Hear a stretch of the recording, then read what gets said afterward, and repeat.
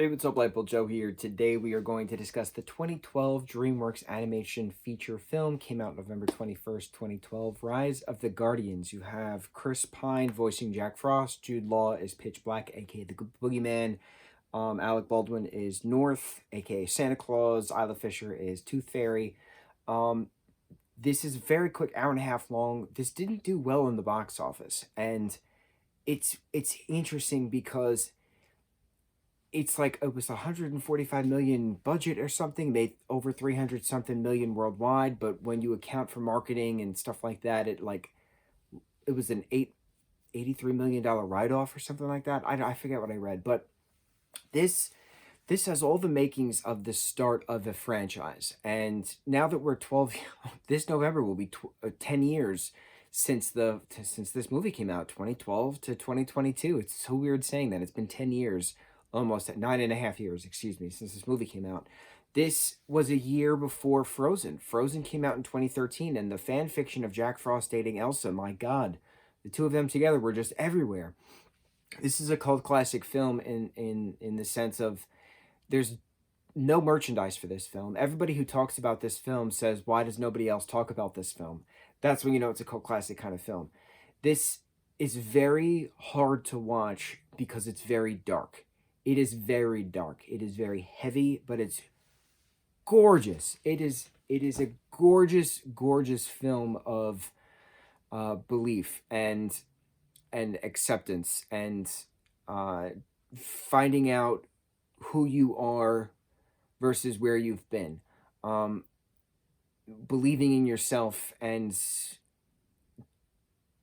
knowing that you're not alone along the way. Having others believe in you as you can believe in yourself. It's so deep. And to start the film out with Jack Frost literally dying, with his name being Jack. We don't actually have a real last name. He's then turned into Jack Frost by the moon, but he drowns. He literally drowns in a frozen pond from hypothermia. Becomes Jack Frost, goes on his whirlwind fun adventures, but doesn't remember him being Jack. Flash forward 300 years. Pitch Black, aka the Boogeyman, is taking over kids' dreams from the Sandman and turning them into nightmares. There's always going to be fear. He needs to be feared because no one believes in him. So the only way for people to believe in him is to inflict fear, right? It's a good concept. So as the Boogeyman progresses and, takes on these nightmares, the nightmares are smelling out the fear. Nightmares are attacking the tooth fairies, baby teeth minion fairies, who are the worker fairies, if you will. Kids are stopping believing, and Easter's right around the corner. A lot of this film takes place on Easter, the day of Easter. We have the day before Easter, where all the guardians are trying to paint eggs. Jack is bestowed upon as new guardian because of the moon. We're just trying to figure out why, but they paint their eggs. The nightmares destroy the eggs as Jack tries to get his memories back from his teeth that Pitch stole. But then a lot of it takes place on actual Easter, and Hugh Jackman as the voice of the Easter Bunny is this Australian gigantic 7-foot bunny with boomerang weapons, just like Sokka of the Water Tribe from Avatar: The Last Airbender. Beautiful, perfect, hysterical. As the story progresses, there's only one kid left in the entire world. There's millions and millions and millions of kids. There's only one kid left in Pennsylvania, of all places, if you look closely at the map. And so Jamie, this kid, still believes, and he finally sees Jack Frost, not just believing in Jack Frost, but visually seeing Jack Frost because of the belief. And so then he gets his friends involved, and then they face off against Pitch Black, and then they say, I believe in you, but I don't fear you. And for you to stand up and face your fears, it was a whole turning point in the film, but it's just so beautiful. And seeing the backstory of Jack saving his sister and finding his sister being fun.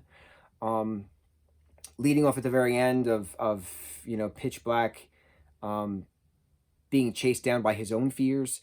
It's just so cool how it was put together in such a fast time period. It's only an hour and a half long. It goes so quick, but it is so heavy. It is such a heavy film to watch. I don't watch this often because of how heavy it is.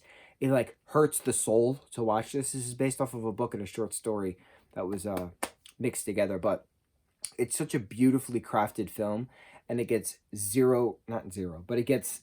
it it does not get the recognition it deserves. That's why it's a cult classic film, because those of us who talk about it say, why don't more people talk about it? That's just how cult classic films work. More people need to talk about them.